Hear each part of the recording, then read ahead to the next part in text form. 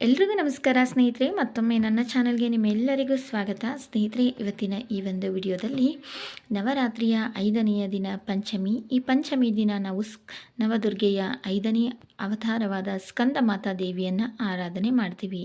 ಈ ಸ್ಕಂದ ದೇವಿಯನ್ನು ಸ್ಕಂದ ಮಾತೆ ಅಂತ ಯಾಕೆ ಕರಿತೀವಿ? ಸ್ಕಂದ ಮಾತೆಯ ಮಹತ್ವವೇನು?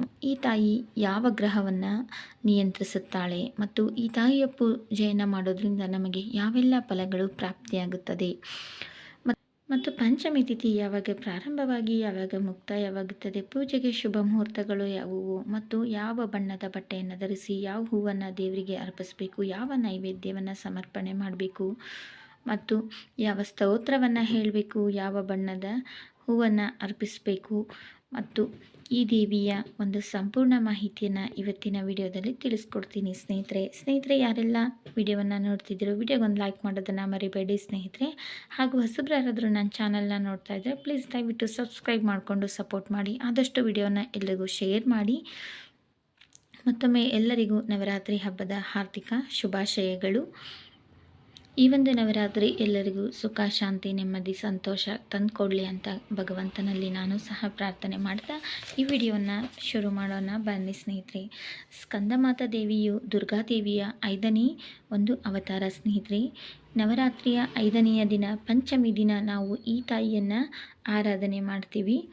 ಸ್ಕಂದಮಾತೆಯನ್ನು ಬಾಲ ತ್ರಿಪುರ ಸುಂದರಿ ಅಂತ ಕರೀತಾರೆ ಸ್ನೇಹಿತರೆ. ಈ ತಾಯಿಯ ಮಗನೇ ಸ್ಕಂದ, 6 ಮುಖದ ಸ್ಕಂದ. ಈ ತಾಯಿಯನ್ನು ಭಕ್ತಿಯಿಂದ ಪೂಜಿಸಿದರೆ ಮಗನ ಆಶೀರ್ವಾದವೂ ಸಹ ಭಕ್ತರ ಮೇಲೆ ಸದಾ ಇರುತ್ತದೆ ಸ್ನೇಹಿತರೆ. ಇನ್ನು ಸ್ಕಂದ ಮಾತೆಯು ಬುಧಗ್ರಹವನ್ನು ನಿಯಂತ್ರಿಸುತ್ತಾಳೆ. ಈ ಸ್ಕಂದ ಮಾತೆಯನ್ನು ಪೂಜೆ ಮಾಡೋದ್ರಿಂದ ನಮ್ಮ ಜಾತಕದಲ್ಲಿ ಇರುವಂಥ ಬುಧಗ್ರಹದ ಯಾವುದೇ ತೊಂದರೆ ಇದ್ದರೂ, ದೋಷಗಳಿದ್ದರೂ ಅವೆಲ್ಲವೂ ಸಹ ನಿವಾರಣೆಯಾಗುತ್ತದೆ ಸ್ನೇಹಿತರೆ. ಇನ್ನು ಸ್ಕಂದ ಮಾತೆಯನ್ನು 4 ಭುಜಗಳು ಇರುತ್ತದೆ. ಬಾಲರೂಪನ ಸ್ಕಂದನನ್ನು ತಾಯಿಯು ಬಲತೊಡೆಯ ಮೇಲೆ ಬಲ ಕೈಯಲ್ಲಿ ಹಿಡಿದುಕೊಂಡು ಕುಳಿತಿರುತ್ತಾಳೆ ಸಿಂಹವಾಹಿನಿಯಾಗಿ. ಇನ್ನು ಈ ತಾಯಿಯು 2 ಕೈಗಳಲ್ಲಿ ಕಮಲವನ್ನು, 1 ಕೈಯಲ್ಲಿ ವರಮುದ್ರೆಯನ್ನು ಹಿಡಿದು ಭಕ್ತರಿಗೆ ಆಶೀರ್ವಾದವನ್ನು ಮಾಡ್ತಿರ್ತಾಳೆ ಸ್ನೇಹಿತರೆ. ಈ ತಾಯಿಯ ಶರೀರವು ಪೂರ್ಣ ಬೆಳ್ಳಗಿದ್ದು ಕಮಲದ ಆಸನದಲ್ಲಿ ವಿರಾಜಮಾನಳಾಗಿ ಕುಳಿತಿರುತ್ತಾಳೆ. ಹಾಗಾಗಿ ಈ ತಾಯಿಯನ್ನು ಪದ್ಮಾಸನ ದೇವಿ ಅಂತ ಸಹ ಕರೀತಾರೆ ಸ್ನೇಹಿತರೆ. ಇನ್ನು ಈ ಒಂದು ಸ್ಕಂದ ಮಾತಾ ತಾಯಿಯ ಆರಾಧನೆಯಿಂದ ಸಂತಾನ ಪ್ರಾಪ್ತಿಯಾಗುತ್ತದೆ. ಮಕ್ಕಳ ವಿದ್ಯಾಭ್ಯಾಸದಲ್ಲಿ ಇರುವಂಥ ಯಾವುದೇ ರೀತಿಯಾದಂಥ ತೊಂದರೆಗಳಿದ್ದರೂ ನಿವಾರಣೆಯಾಗುತ್ತದೆ. ಮಕ್ಕಳ ಒಂದು ಏಳಿಗೆ, ಅಭಿವೃದ್ಧಿ ಅನ್ನೋದು ಸಾಧ್ಯ ಆಗುತ್ತದೆ. ಮಕ್ಕಳಿಗೆ ಓದೋದಕ್ಕೆ ಬರೆಯೋದಕ್ಕೆ ತೊಂದರೆ ಇದ್ದರೆ ಅಥವಾ ಮಕ್ಕಳು ಜ್ಞಾನದ ಒಂದು ಅಭಿವೃದ್ಧಿಗಾಗಿ ಮಕ್ಕಳು ಓದಿನಲ್ಲಿ ಚುರುಕಾಗುವುದಕ್ಕೆ ನಾಳೆ ಸ್ಕಂದ ಮಾತಾ ದೇವಿಯ ಆರಾಧನೆಯನ್ನು ಮಾಡಬೇಕಾಗುತ್ತೆ.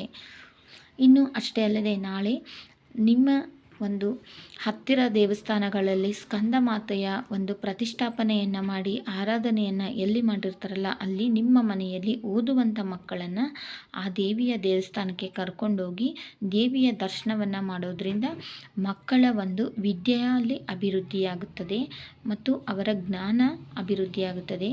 ಮತ್ತು ಅವರು ಮೊಂಡುತನ ಮಾಡ್ತಿದ್ರೆ ಅಥವಾ ಮಬ್ಬಾಗಿ ಇದ್ದರೆ, ಮಂಕಾಗಿ ಇದ್ದರೆ ಅಂತಹ ಮಕ್ಕಳ ಚುರುಕುತನವನ್ನು ಈ ತಾಯಿ ದರ್ಶನದಿಂದ ಅವರಿಗೆ ಚುರುಕುತನ ಅನ್ನೋದು ಬರುತ್ತದೆ ಸ್ನೇಹಿತರೆ. ಅಂದರೆ ಮಕ್ಕಳು ಯಾವಾಗೂ ಒಂಥರ ಮಂಕಾಗಿ ಮೊಂಡುತನ ಮಾಡ್ತಿರ್ತಾರೆ, ಹೇಳಿದ ಮಾತನ್ನು ಕೇಳಲ್ಲ, ವಿದ್ಯೆಯಲ್ಲಿ ಎಷ್ಟು ಓದಿದ್ರು ಅವ್ರಿಗೆ ನೆನಪಿರಲ್ಲ ಅನ್ನೋವಂಥ ಮಕ್ಕಳು ಇರ್ತಾರಲ್ಲ, ಅಂಥ ಮಕ್ಕಳಿಗೆ ನಾಳೆ ಸ್ಕಂದ ಮಾತಾ ದೇವಸ್ಥಾನಕ್ಕೆ ಹೋಗಿ ತಾಯಿಯ ದರ್ಶನವನ್ನು ಮಾಡೋದ್ರಿಂದ ಅವರ ವಿದ್ಯೆಯ ಮತ್ತು ಅವರ ಭವಿಷ್ಯದಲ್ಲಿ ಅವ್ರಿಗೆ ಏಳಿಗೆ ಅನ್ನೋದು ಪ್ರಾಪ್ತಿಯಾಗುತ್ತದೆ ಸ್ನೇಹಿತರೆ. ಇನ್ನು ನಾಳೆ ನಾವು ಸೆಪ್ಟೆಂಬರ್ 26ನೇ ತಾರೀಕು ಪಂಚಮಿ ದಿನ ಈ ಸ್ಕಂದ ಮಾತಾ ತಾಯಿಯನ್ನು ಆರಾಧನೆ ಮಾಡ್ತೀವಿ ಸ್ನೇಹಿತರೆ.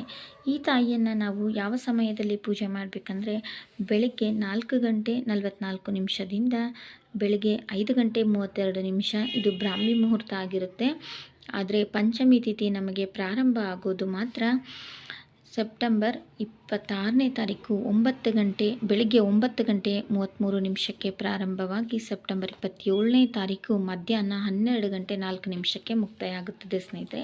ಹಾಗಾಗಿ ನಾವು ನಾಳೆ ಸೆಪ್ಟೆಂಬರ್ 26ನೇ ತಾರೀಕು ಬೆಳಗ್ಗೆ ಅಮೃತ ಕಾಲ ಮತ್ತು ಅಭಿಜಿತ್ ಲಗ್ನದಲ್ಲಿ ಈ ತಾಯಿಯ ಪೂಜೆಯನ್ನು ಮಾಡಬೇಕಾಗುತ್ತೆ ಸ್ನೇಹಿತರೆ. ನಮಗೆ ಅಭಿಜಿತ್ ಮುಹೂರ್ತ ಬಂದು ಬೆಳಗ್ಗೆ 11:54 ಬೆಳಗ್ಗೆ 12:41 ಈ ಒಂದು ಅಬ್ಜಿನ್ ಲಗ್ನ ಇರುತ್ತದೆ ಸ್ನೇಹಿತರೆ. ಇನ್ನು ಅದು ಬಿಟ್ಟರೆ ಅಮೃತ ಕಾಲ ಅಂತಂದರೆ 12:01 ಮಧ್ಯಾಹ್ನ 1:57 ನಮಗೆ ಅಮೃತ ಕಾಲ ಇರುತ್ತೆ ಸ್ನೇಹಿತರೆ. ಶುಕ್ರವಾರದ ದಿವಸ ಈ ಒಂದು ತಾಯಿಯ ಆರಾಧನೆಯನ್ನು ನಾವು ಈ ಒಂದು ಸಮಯದಲ್ಲಿ ಮಾಡಬೇಕಾಗುತ್ತೆ ಸ್ನೇಹಿತರೆ. ಇನ್ನು ಈ ತಾಯಿಯನಿಗೆ ಅತ್ಯಂತ ಪ್ರಿಯವಾದ ಹೂಗಳು ಅಂದರೆ ಕೆಂಪು ಗುಲಾಬಿ, ಕೆಂಪು ದಾಸವಾಳ ಮತ್ತು ಹಳದಿ ಗುಲಾಬಿ ಹೂಗಳು ಈ ತಾಯಿಗೆ ಒಂದು ಅತ್ಯಂತ ಪ್ರಿಯವಾದಂಥ ಹೂಗಳು.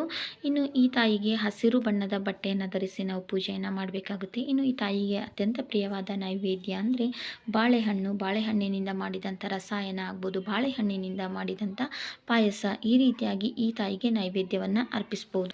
ಹಾಗೆ ಚಿತ್ರಾನ್ನ ಮತ್ತು ಪುಳಿಯೋಗರೆ, ಕಾಯಿ ಸಾಸಿವೆಯನ್ನು ಈ ರೀತಿಯಾಗಿ ನಾವು ಈ ತಾಯಿಗೆ ನೈವೇದ್ಯವನ್ನು ಅರ್ಪಿಸ್ಬೋದು ಸ್ನೇಹಿತರೆ.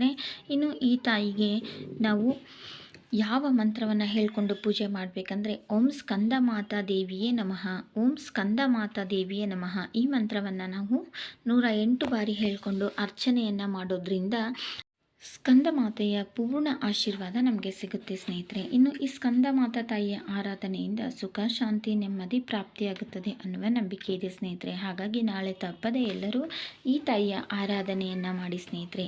ಈ ಒಂದು ಪುಟ್ಟ ಮಾಹಿತಿ ನಿಮ್ಮೆಲ್ಲರಿಗೂ ಇಷ್ಟ ಆಗಿದೆ ಅಂತ ಭಾವಿಸ್ತಾ ವಿಡಿಯೋವನ್ನು ಕೊನೆವರೆಗೂ ನೋಡಿದಂಥ ಎಲ್ಲ ಸ್ನೇಹಿತರಿಗೂ ತುಂಬ ಹೃದಯದ ಧನ್ಯವಾದಗಳು.